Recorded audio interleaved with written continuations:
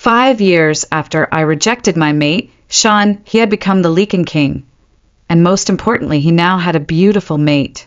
During the werewolf alumni reunion, someone suddenly brought me up. What's Kendra been busy with? She hasn't shown up at a single reunion in years. Someone sneered. She's too busy seducing alphas from other packs on airplanes.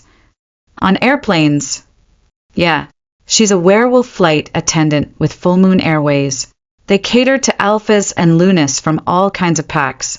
I've seen her on board before. You wouldn't believe how flattering she acts around those prestigious wolves. Really? Kendra's a werewolf attendant? No surprise. She's always dreamed of being claimed by some single alpha. Hearing that, Sean, sitting at the center of the table, flinched slightly. His fists tightened. A werewolf attendant, he murmured. Yeah, Sean, but haven't you gotten over her by now? It's been years. He froze for a second, then quickly composed himself and held his mate's hand beside him. Everyone's attention turned to the flickering moonstone ring on her finger. I've long forgotten her, he said flatly. Come to my bonding ceremony next month. There will be a sacred ritual at the temple. Wow, applause filled the hall. But only I, whose soul had been drifting in the air all along, slowly lowered my head upon hearing the news. Chapter 1 year after my death, our alumni reunion was about to be held. When the news broke that Sean, now the Lichen King, would be attending, the entire alumni group lit up with excitement. In the Pack Academy alumni chat, hundreds of old classmates were messaging non-stop, chatter emojis, even old photos being dug up. But I remained silent, not because I was shy, not because I had nothing to say, but because I was dead, and the dead don't get to hold phones or join group chats. The room I had lived in before my death remained untouched, frozen in time. The curtains still hung the way I had left them. The air still carried a faint trace of my scent. And on the desk, the dried herbs I had prepared to resist silver poison still lay scattered, as if I might return at any moment.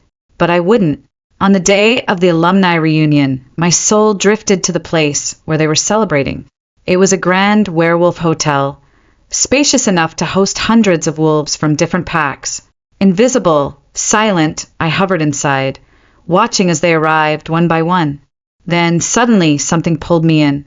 My gaze was drawn to the last one to walk through the doors, and the moment I saw him, my breath caught, or would have if I still had lungs. My heart, or whatever was left of it, began to race uncontrollably. He was tall, broad-shouldered, every inch of him radiating strength and power. Sean, dressed in a tailored, luxurious suit that spoke of quiet prestige and untouchable status. He looked calm, confident, devastatingly composed. My eyes clung to him, refusing to look away, even though I knew I no longer had a place in his world. And then she appeared. A stunning she-wolf stepped through the entrance, her arm slipping naturally through his. Her smile was radiant, his eyes softened, and just like that, reality struck again, brutal and cold. Sean, are these all your alumni? He nodded, a gentle smile tugging at his lips. My breath, if I still had one, stopped. As expected, the entire reunion revolved around him. Everyone surrounded Sean, flattering him, laughing too loudly at his jokes. He was the center of it all, just like he had always been. Then, suddenly, someone glanced around the crowded room and raised a question, casually, but it landed like a knife. So, Kendra is the only one missing? Who knows where she is? She practically vanished after graduation 5 years ago. Exactly. I mean, Sean, the Lichen King, appears in the news all the time. But Kendra? She's like a ghost. Mysterious as hell. Maybe she's been claimed by some powerful alpha and just disappeared. Their voices overlapped, opinions flying everywhere like careless daggers. And then Elizabeth, who had been silent the whole time, calmly sipping her wine, finally spoke. Nonsense, she said coldly. How could she be claimed by an alpha? She's working, serving alphas, not being claimed by one. She's working as a werewolf flight attendant for for an airline now. She's just busy. Elizabeth was gorgeous as always, dressed in elegance, her voice steady.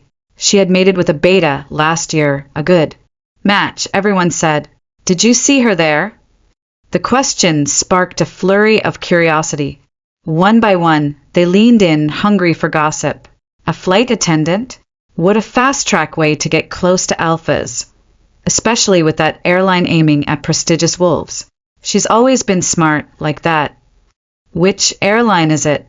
Can't believe I've never run into her before. Elizabeth smirked, slowly setting down her glass. Full Moon Airways. A murmur rippled through the crowd. Wow, Full Moon's famous for its gorgeous attendants and handsome stewards. Absolutely. I heard many of their attendants have been claimed by single alphas. It's practically a mating hub in the sky. As the name Full Moon Airways echoed again, my soul drifted to where Sean sat at the center of the hall. His expression had darkened. He didn't speak, but the glass in his hand trembled slightly. His claws began to emerge, scraping faintly against the glass. His wolf was rising, barely restrained. Luke, seated beside him, clearly noticed the shift. With a forced smile, he lifted his glass and smoothly cut in. Sean, not everyone is worth remembering. But Sean didn't move. He sat there, as if frozen in time, eyes unfocused, trapped in some memory no one else could reach. The room fell silent. One by one, the laughter died. No one dared to breathe. His beautiful mate, seated quietly beside him, looked slightly embarrassed.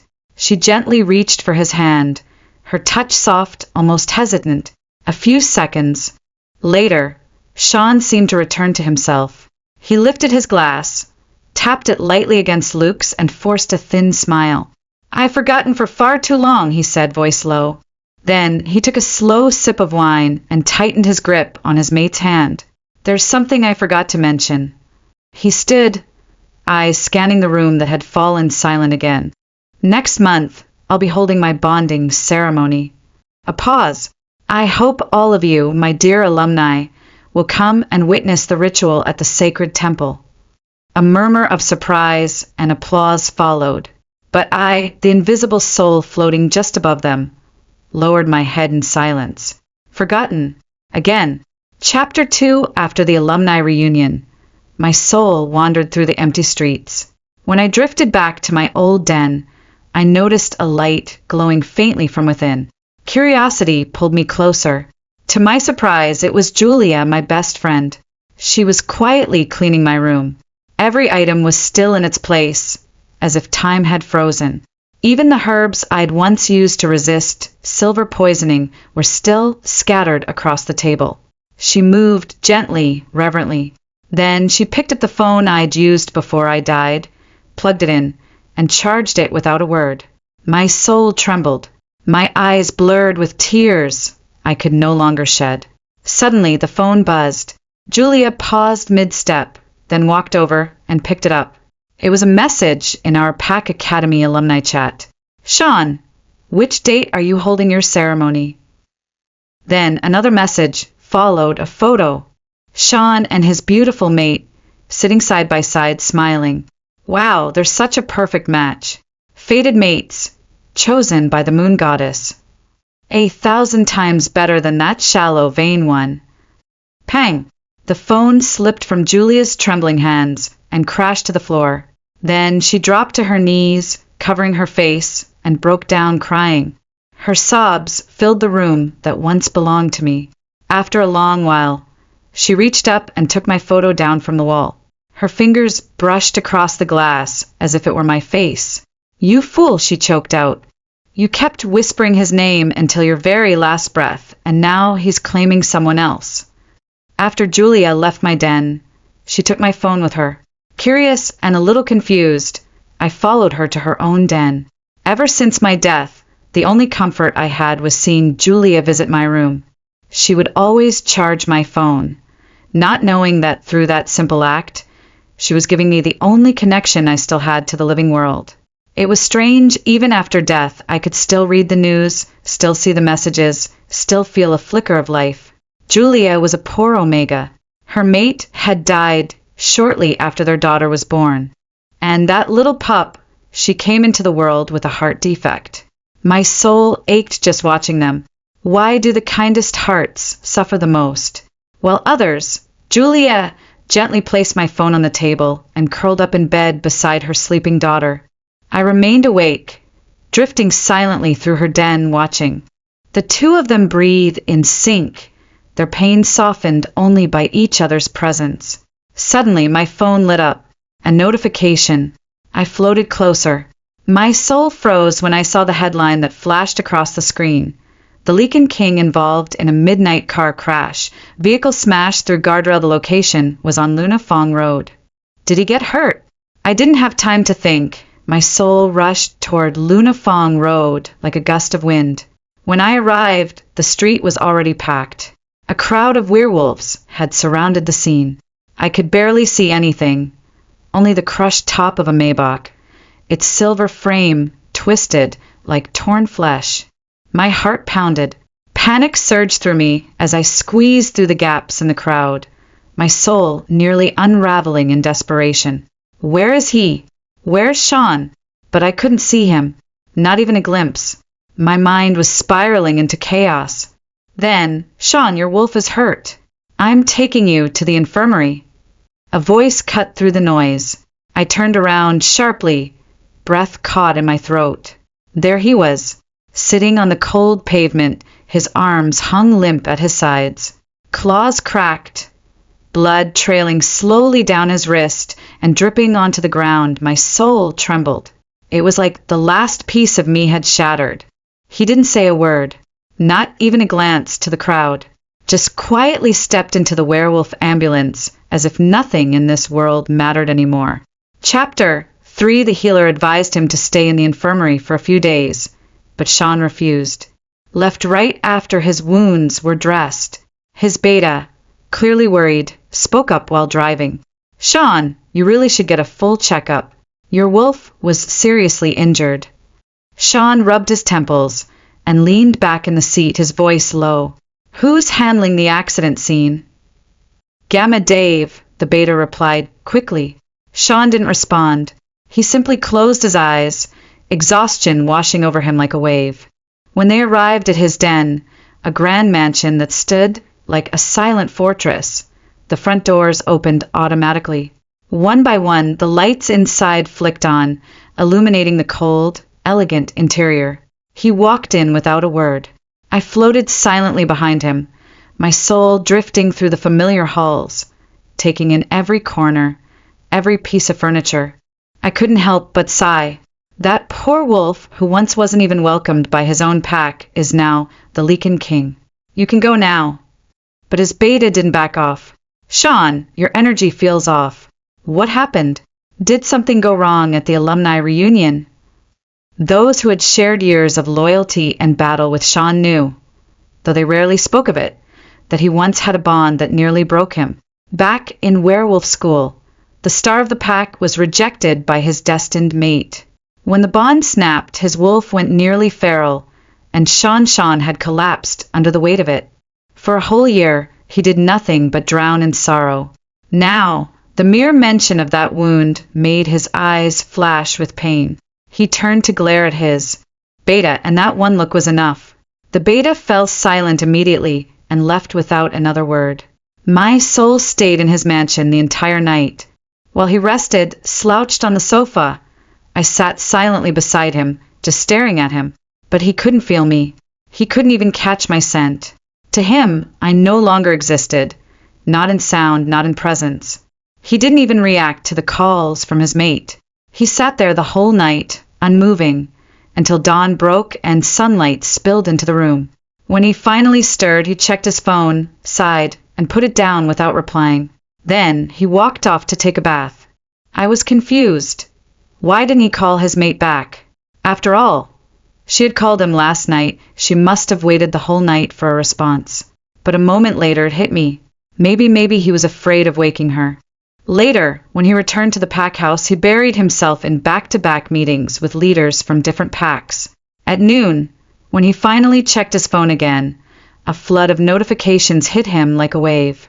Many of our alumni had seen the news about the accident and were messaging him, expressing concern. As he was replying to one of them in the alumni group chat, the door opened, and Scarlett, his assistant, stepped inside. "Your Majesty, you're scheduled to attend the Territory Summit in Seattle next month. Should I go ahead and book the flight now?" His fingers, still hovering over the phone screen, froze mid-tap. "Is there a flight to Paris before that?" "Yes, the day after tomorrow. I already booked it in advance." He slowly lifted his gaze, as if recalling something long buried. "Which airline?" Scarlett hesitated. Her eyes flickered with confusion, but she answered, "Shadow Airways as usual." Sean paused. A long, loaded silence. "Change it." Scarlett blinked. "Do you mean adjust the time?" "No." His voice dropped an octave. "Change the airline." She stood still, staring at the floor, her mouth slightly open. "Which airline do you prefer?" He didn't answer immediately. I hovered beside him, holding my breath. His claws, now extended, were unconsciously dragging across the back of his phone, over and over again. Finally he spoke. "Full Moon Airways." Scarlett's eyes widened, but she quickly masked her expression and nodded. "Understood. First-class ticket has been confirmed, Your Majesty." Sean didn't respond. He sat frozen in place, the shadows under his eyes darker than ever. Then Scarlett left quietly without another word. The office returned to silence, but I stood there, stunned, staring at him. Full Moon Airways? The airline I worked for before I died? Did he want to see me? My heart thudded violently, but I instinctively shook my head. No. Impossible. Completely absurd. If he really chose that airline because of me, then maybe, just maybe, he wanted to know how miserable I'd become. Or worse, maybe he just wanted to humiliate me. "Kendra, so this is what you've become. A lowly flight attendant struggling just to survive? Where's your proud alpha mate now?" No, he wouldn't say that. He was always a gentleman in my memory. Always. But I still remembered how I threw myself into another's arms, in front of him, ignoring the pained howl of his wolf. I could see it all again. His eyes, bloodshot with red threads of grief. His wolf, furious, desperate, barking and refusing to break our bond. So even if he cursed me, even if he looked at me with nothing but disdain, I wouldn't blame him. Not when I was the one who tore his soul apart. Chapter 4. 2 days later, Sean flew to France and then returned, both times choosing Full Moon Airways. But he never saw me. On both flights, he searched quietly, his gaze growing darker by the hour. His wolf grew increasingly restless, until he left first class and walked through business and even economy, scanning every attendant's face. But disappointment was all that waited for him. I watched silently, my soul floating overhead, full of unspeakable regret. The reason I chose to become a flight attendant in the first place was because I knew deep down there was no way we would ever meet again after our bond shattered. Yet, no matter how hard I tried, I couldn't stop loving him. Even my wolf begged to see him one more time. She foolishly believed she could spot her mate somewhere in the sea of werewolves. She yearned day and night, howling inside me, craving even a glimpse of him.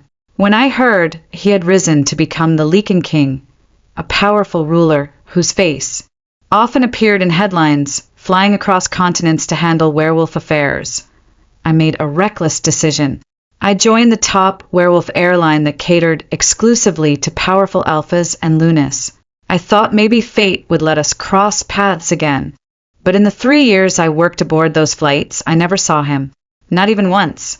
Now I finally understood he had always flown with Shadow Airways, a luxury line for high-ranking officials. That's why our paths never crossed.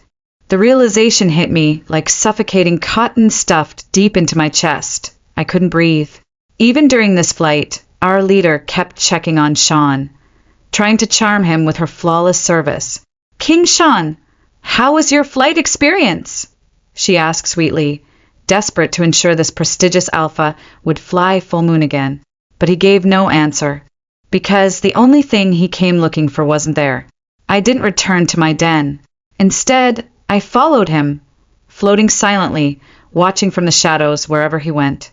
One day, after a long, exhausting meeting, he casually checked his phone. There were several new messages in the alumni chat. At first, he intended to skip through them, but for some reason, his thumb paused and he scrolled through. I just flew with Full Moon Airways, but why didn't I see Kendra? I even checked the list of on-duty attendants. Her name wasn't there. Elizabeth, did you lie to us last time? Why would I waste time lying to you? Elizabeth replied, she really works there. Maybe she wasn't assigned to the France route. That's possible. Maybe she resigned. Lucky for her, she didn't see me. I would have humiliated her. Yeah, she always acted so high and mighty, like a queen looking down on everyone. I bit my lips, forcing the tears back down my throat. It hurt. How deeply rooted their prejudice toward me was. Back then, when Sean chased me publicly, no one believed the bond would last. They thought I was playing games, the cold daughter of an alpha who never accepted any male's courtship at school. They assumed I was just toying with him, that I only pretended to care. But then I surprised everyone. I accepted his love. I became his mate. We stayed together for 3 years, and slowly their opinions shifted. They began to believe I was serious. They saw the way I looked at him, the bond we shared. But just when they were convinced I truly loved him, I was the one who severed it, coldly and without warning. The shock on their faces that day, it still lingers in their words, their tone, their disdain. After that day, everything changed. Sean, the quiet, introverted wolf who had never chased any popular she-wolf at school, shut himself off completely. He never got close to another she-wolf again. And me? I was nailed to the cross of shame, labeled as cruel, selfish, vicious. They mocked me, humiliated me, as if they all knew the truth. Then, amid the flood of curses and contempt, someone suddenly sent a message that froze the chat. Has anyone noticed Kendra's profile picture has been dark for a year? Do any of us actually know what happened to her? A pause. Then another message popped up. No way, that can't be it. But I remember my friend's photo also went dark for months. When I asked about her, they told me she had died. Silence, a suffocating, unnatural silence, gripped the entire chat. I turned to look at Sean. His hand trembled violently as he stared at his phone. The phone slipped from his hand. A low, guttural growl escaped his throat. Then, a deafening roar exploded from deep within him. His wolf surged beneath his skin, growling in panic. Is it true, Sean? Is she gone? Chapter 5. His eyes bled crimson, his claws fully unsheathed. And in the next second, his wolf took over.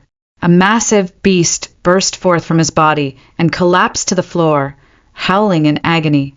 The room shook. The walls trembled. His pain cracked the silence, open like thunder. But no one could answer his wolf's question. The entire afternoon, Sean's expression remained dark and cold. Several werewolf leaders left his office one after another, each of them clearly rattled after being sharply criticized. Outside the office, they wiped the sweat from their foreheads. Sheesh, what's wrong with the Leaking King today? We didn't even make any mistakes. Yeah, I don't get it either, but stop talking and get back to work before we're next. With that, the hallway quickly emptied, leaving only unease behind. As the sun set, Sean stood silently by the floor-to-ceiling window. The golden light poured in, stretching his shadow across the floor, long and lonely. I hovered behind him, watching. There was something in that silhouette, a kind of hollow stillness that pierced through me. I didn't know why, but I felt a strange certainty. The bond between him and Ella wasn't as firm as it seemed. Perhaps it was because Ella came from a prestigious old pack that had long maintained ties with Sean's clan. Their union felt arranged, polished, political, not heartfelt. Sean didn't move, didn't blink, didn't even realize that Scarlet had been standing quietly behind him for some time. She hesitated, clenching the file in her hands. Then, after a deep breath, she finally gathered the courage to speak. "Your Majesty, the wedding designer has delivered 10 decoration plans. I need you to pick one style," Scarlet said carefully, her tone hesitant. Sean remained silent, unmoving, as if her words didn't reach him. Scarlet's heart pounded. The atmosphere in the room was suffocating. "Maybe I should go and ask Luna to choose instead," she suggested cautiously, trying to retreat from the tension. But just as she was about to turn away, a deep voice cut through the air. "The theme will be moon goddess and crystals. The flowers, white roses." Scarlet froze. She looked up at him, stunned. "Has Luna approved that?" Sean finally turned to face her, his eyes cold and unreadable. His tall figure cast a shadow that seemed to swallow the room. Scarlet didn't dare say another word. She gave a small nod and left the room in silence. I sat there on the sofa beside him, though he couldn't feel me. His figure, draped in a jet-black suit, seemed impossibly distant, impossibly lonely. My heart clenched. I floated away slowly, whispering to myself, "Moon goddess, crystals, white roses. That must be beautiful." But even as I said it, I knew this wasn't about celebration. It was about forgetting me. Chapter 6. My heart felt so suffocated that I needed air. So I went to Julia's den. She was staring intently at the news, her eyes wide with disbelief. The screen was showing a headline: "The Leaken King Sean rebuilds the old temple, prepares to hold an exclusive bonding ceremony with Ella." I saw Julia's hand tremble slightly as she wiped at her cheek. "Mom, what's wrong? Why are you crying?" Her daughter looked up at her, puzzled. The little girl gently reached out to wipe away her mother's tears. "Don't cry, Mom," she said, her voice soft and sweet. Julia turned away, trying to hide her emotions. But when she met her daughter's confused eyes again, her composure shattered. Her lips trembled, and sobs escaped her throat. "Mom." The little one climbed onto her lap and hugged her tightly. "I can ask Kendra to come comfort you, so you won't be sad anymore. But I haven't seen her for a long time." At those words, Julia broke down completely. She clutched her daughter in her arms, crying so hard she could barely breathe. "Come with me, darling," she finally said, voice hoarse with grief. "I'll take you to see the most important person in Kendra's life." Before her daughter could respond, Julia quickly helped her into a dress and rushed out of the house, holding her hand tightly. I floated after them in shock. What was she doing? Where was she going? Would she go to Sean? Would she tell him the truth? Would she tell him I was already dead? "No, no, Julia, don't!" I cried out, my voice echoing in the windless air. But I could do nothing. My soul simply floated through her, weightless, powerless, watching helplessly as she took step after step toward something I could not stop. Certainly I was right. Julia took a car with her daughter and headed straight to Sean's mansion. The towering gate was locked, its black iron bars gleaming under the dim streetlights. Julia's daughter pressed her hands against the window, her eyes wide with wonder. "Mom, it's so big. I like it. Look, there's a swimming pool inside." Just then, the roar of an approaching engine cut through the stillness. A sleek black Maybach rolled toward the gate, its headlights slicing through the darkness like blades of light. Julia stepped forward, directly into its path. The car came to a sudden, jarring stop. Before the driver could even open his mouth, Julia spoke, voice firm but breathless. "Is the Leaken King in this car? I'm a friend of Kendra's. I need to speak with him." The driver blinked in confusion, eyeing Julia's worn clothes and modest shoes. Suspicion flashed in his eyes. "What's going on?" came a deep, steady voice from inside the car.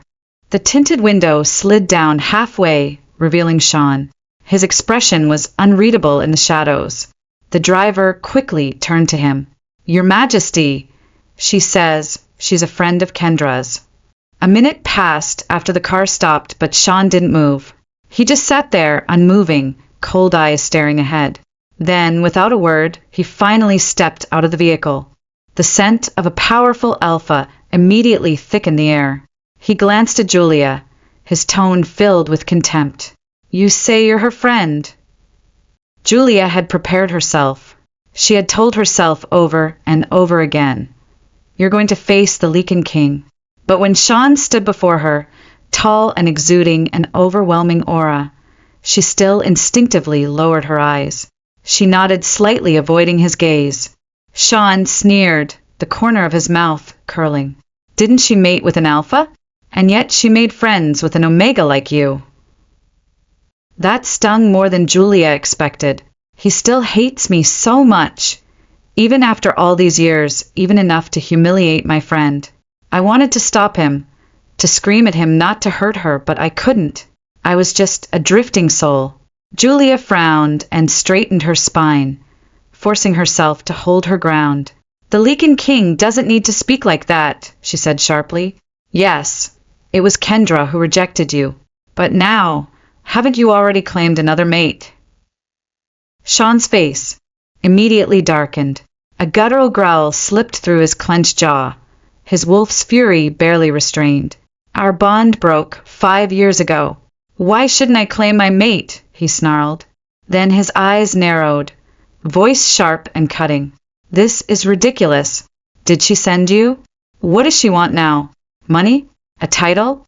Does she think she can come crawling back to be Luna again after all her regrets?" Julia's breath caught in her throat. Her lips parted, but no words came. Because in that moment she realized something. Sean didn't know. He had no idea. He didn't know that Kendra was already dead. Then Sean suddenly waved his hand at the guards. "Send them away." He turned to Julia, voice cold as steel. "Tell her never to appear in my world again, or I swear I won't be able to stop myself from doing something I'll regret." Julia stepped forward, holding her ground. "Lichen King, do you think it's appropriate to speak that way about someone you once loved?" Sean's expression darkened further. His fists clenched so tightly that the knuckles turned white. A deep, restrained growl rumbled from his throat. "You say you're her friend," he snapped.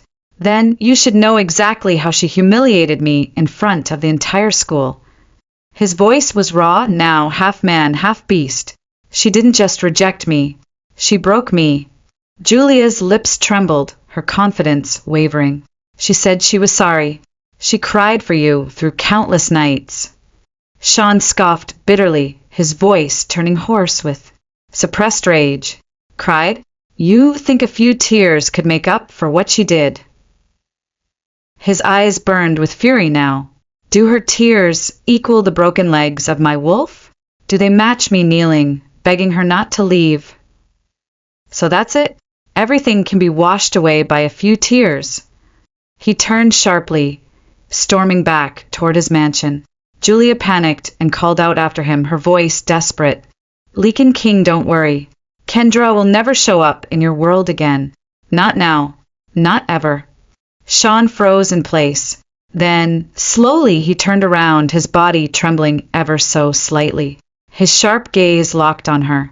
His voice was low, dangerous. "What do you mean by that?" Julia swallowed hard, struggling to hold his gaze.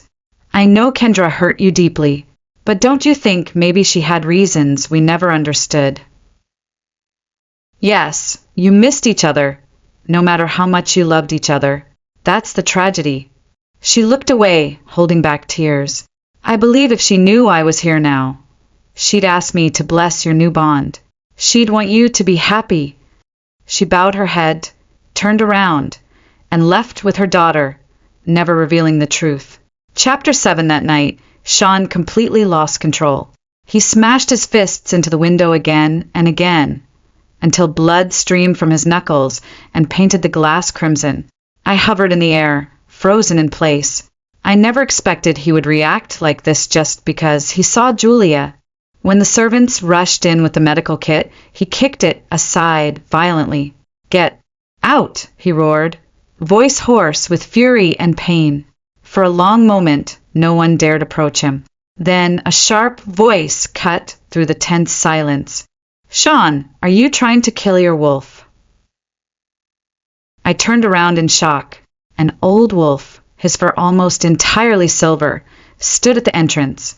He walked in slowly, the weight of age and wisdom clinging to his every step. Sean froze, his bloodied fists trembling. "Grandpa, why are you here?" The old wolf's voice was low but stern. "Why wouldn't I come? I heard that the friend of that vicious girl came looking for you." At those words, Sean collapsed to the floor, his hands dripping blood onto the cold marble tiles. He didn't argue. He didn't defend me. But what he said next tore through me like lightning. "I can't forget her," he whispered, his voice breaking like glass. "No matter what she did, I can't ever." I gasped softly. My soul trembled, because in that moment I realized he had never forgotten me. "You jerk!" the old wolf roared. "Your mate is perfect, beautiful, noble, and loyal. She's more than enough to be Luna. Yet you still cling to that vicious she-wolf? Are you trying to make me die from anger?" Sean clenched his fists, but didn't look up. "Enough," his grandfather growled. "From now on, you're forbidden to mention Kendra. Claim your Luna soon, and I'll never question you again." Sean turned slowly, his voice eerily calm. "Grandpa, why did you call her vicious? Do you really hate her?" The old wolf's brows furrowed. "What kind of question is that? Of course I do. After what she did to you, don't I have every right to curse her?" Sean's voice deepened, a hint of danger in his tone. 6 years ago, I heard that the Alpha and Luna of the Silver Claw Pack were slaughtered during a raid organized by several allied packs, and only their daughter survived." His grandfather froze. "What exactly are you trying to say, Sean?" he asked, though his voice had lost its edge. I too was stunned. That night had been a blur of fire and blood. But now Sean took a step closer, his golden eyes narrowing. "Tell me the truth, Grandpa. Were you the one who orchestrated their deaths?" The old wolf didn't answer. His silence was louder than any confession. "Rest early," he finally muttered, turning away. "I'll be leaving now." He walked out of the mansion with slow, heavy steps. I followed his shadow in the air, heart pounding. Soon, I heard the driver's voice whispering as he opened the car door. "Did Sean suspect anything, Your Majesty?" The old wolf snorted coldly. "Nothing useful. Forget it. Kendra's dead. The truth will be buried forever." Just as the car door slammed shut, his final words sliced through me like a blade. "Sean will never find out that Kendra didn't fall for someone else. She only left him because she realized she had fallen in love with the grandson of her family's murderer." True identity until I graduated. My parents had hidden my status, pretending I was just an Omega. Why? Because I'd been kidnapped by rival packs when I was just a pup. To protect me, they erased my real name and gave me a new identity, bearing the truth even from me. When I entered Werewolf University, Sean saw me for the first time and started pursuing me openly and relentlessly. Back then, he was not the alpha. He was an outcast, driven out of his pack and living quietly with his mother. He was simple, introverted, and fiercely loyal to me. I was touched by his persistence, so I said yes. Then everything changed. Sean's grandfather found him. He revealed that Sean was the illegitimate child of his clan. His father, the Alpha, and his elder brother, the next in line, had both died in a mysterious attack. Sean's grandfather, the Lichen King, was growing old. With no rightful heir left, he turned to the grandson no one had ever acknowledged. The one who had lived in the shadows, Sean. At first, I couldn't believe it, but soon, I had to face a horrifying truth. Sean's grandfather was the one who orchestrated the downfall of my pack. My parents had been murdered by elite werewolf assassins, and when the Lichen King came to see me at school, I couldn't control myself. I struck him in the face. He didn't fight back. He only stood there, silent, while his guards held me down. Then he told me everything. He claimed my father had planned to become the next Leakin King. That my father had poisoned Sean's father and brother through witches, hoping to eliminate the competition. He believed that once they were gone, my father would rise to power, backed by the unmatched strength of our pack. But the Leakin King had acted first. He quietly rallied other alphas and ordered the assassination of my parents before they could challenge his throne. The truth shattered me. I didn't sleep that night, and by morning I had made the most painful decision of my life. I would break the bond with Sean. When I told him, he was devastated. He had pursued me for a year. He had claimed me when I finally opened my heart. Our bond was deep, unshakable, fated mates drawn together by destiny. He couldn't understand. He begged me not to do it, promised to change anything I disliked, swore he would become the Leakin King, not for power, but to make me the Luna of all the packs. But he didn't know the truth, and I couldn't tell him, because some wounds go too deep for love to heal. However, he wouldn't let me go. He hovered around me constantly, refusing to give up. His presence haunted me, tearing me apart, caught between the mate I once loved and the blood of my dead parents. To completely destroy his last shred of hope, I did something cruel. I asked one of my friends to pretend to be my mate. Then I looked Sean in the eyes and told him I had finally found my fated one. He broke. He collapsed to his knees, clinging to my legs like a drowning man. "Kendra, no, you can't have. Found your mate so soon," he whispered, voice trembling. "I know what I feel. You're my destined mate. I'm sure you feel it too." His eyes searched mine, desperate, shattered. But I forced myself to look away. I wrapped my arms around my friends and walked past him, heart aching but face calm. I didn't return to school after that.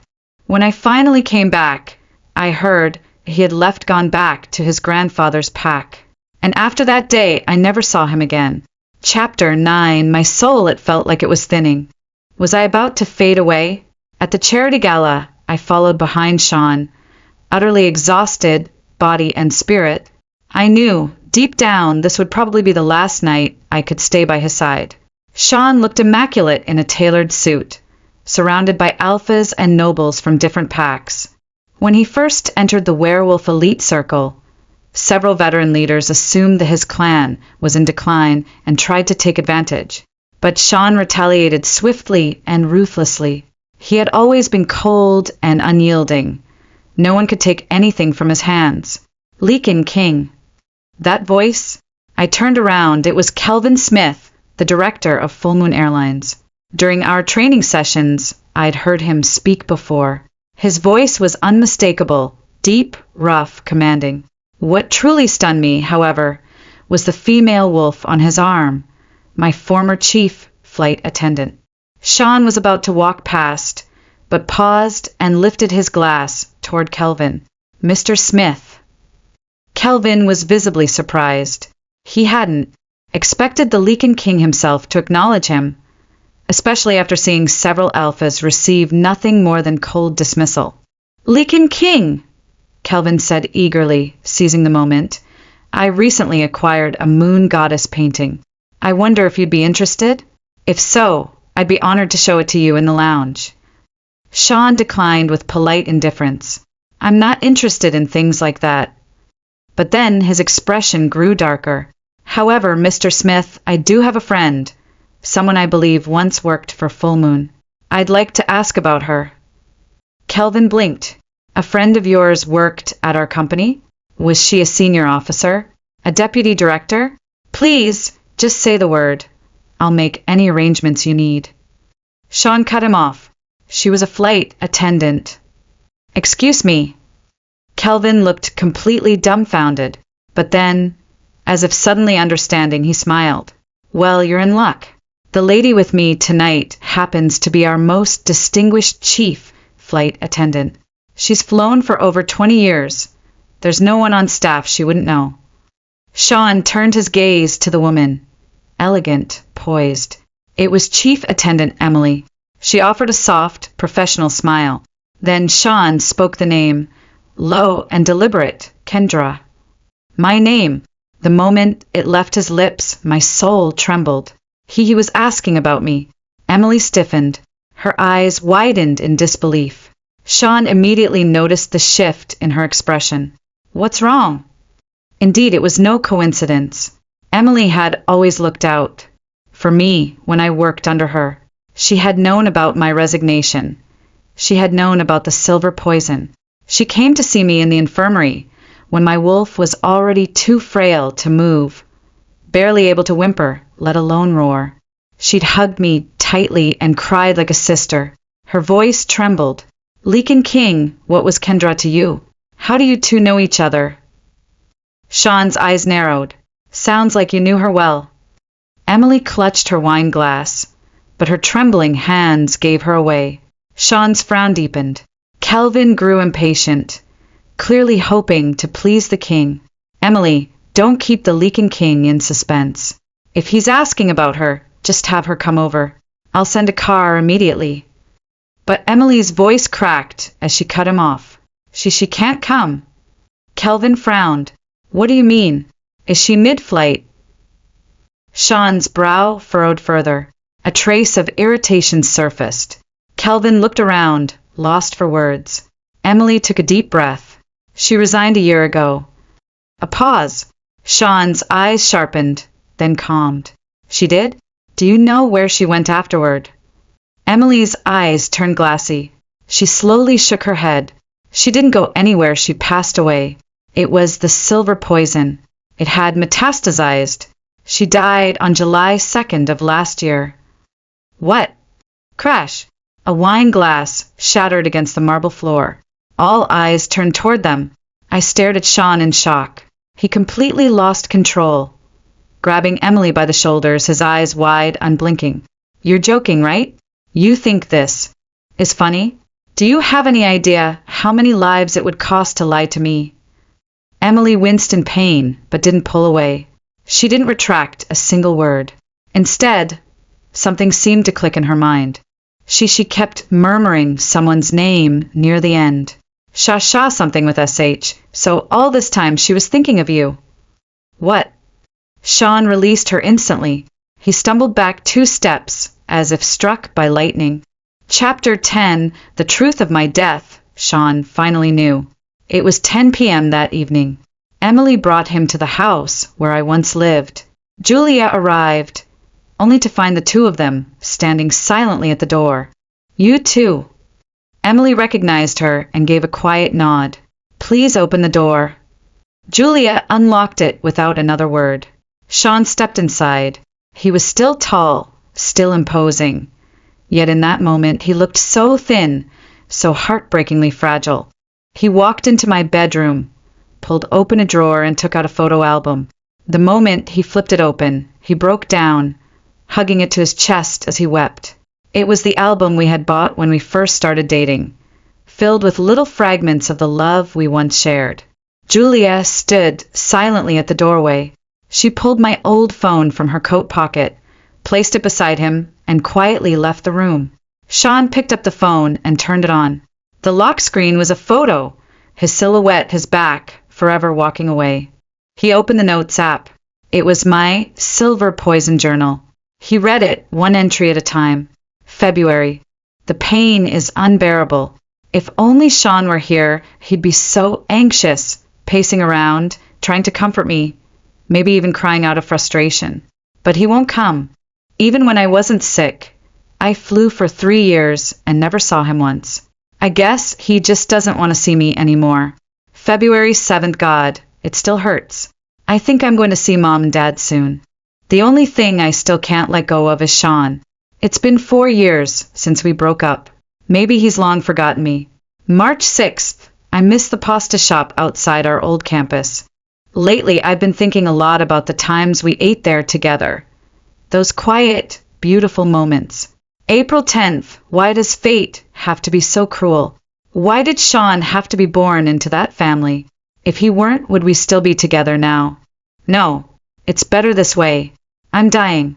If we were still together, I'd only drag him into pain. Better that he forgets me. May 13th, my body is failing. The pain is endless. I begged the healer to give me a pain pump. June 1st, I've decided to sell my corneas before I die. June 30th, Emily came to visit today. She said I kept calling a name in my sleep. She tried to listen carefully, but couldn't catch it. She asked if it was someone I had secretly loved. I didn't answer. But deep down, I wanted to correct her. It wasn't someone I loved in secret. It was someone with whom I once shared a bond that felt eternal. July 1st, I can feel it. My time is almost up. I really want to see Sean just once. But forget it.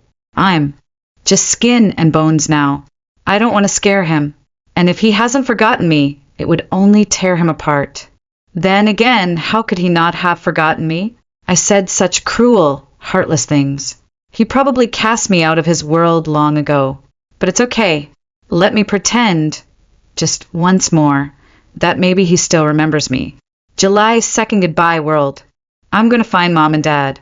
To my dear friends, please don't cry. I'm not afraid anymore.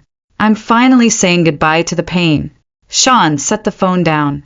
His trembling hand rose slowly to cover his tear-drenched, bloodshot eyes. In the old mansion, after disappearing for half a month, Sean now sat across from his grandfather. You found out everything? So what now? You're not going through with the wedding.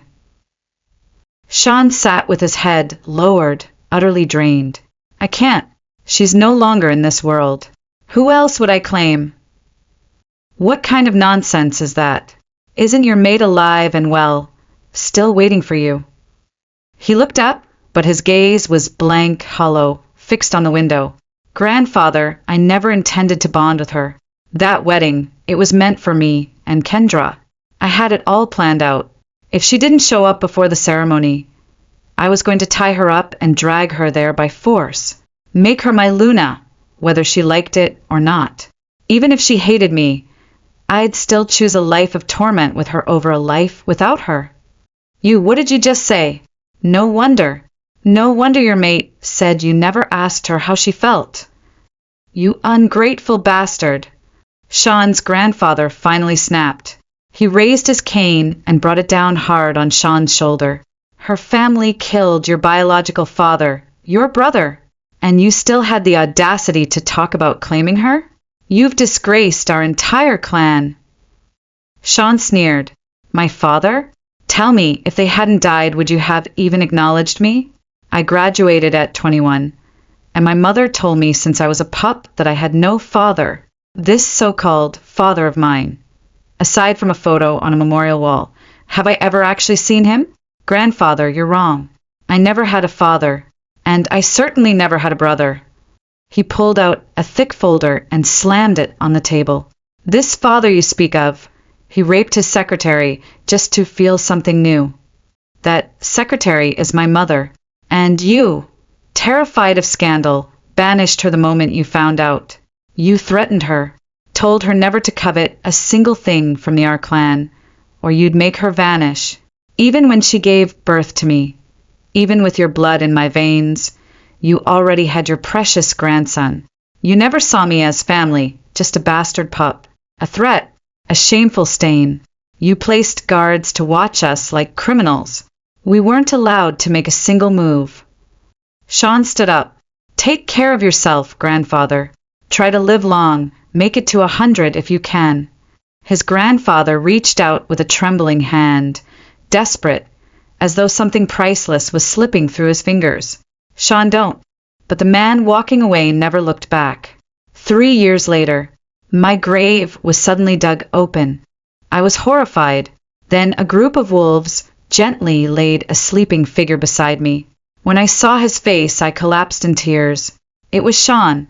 Sean, wake up, please. Don't fall asleep here. They're going to bury you. I screamed as if the heavens would hear, but no one from the funeral procession reacted. Sean, you fool, I'm begging you, please wake up. You can't die like this. You have to live for me. Then suddenly, the soul next to me stirred.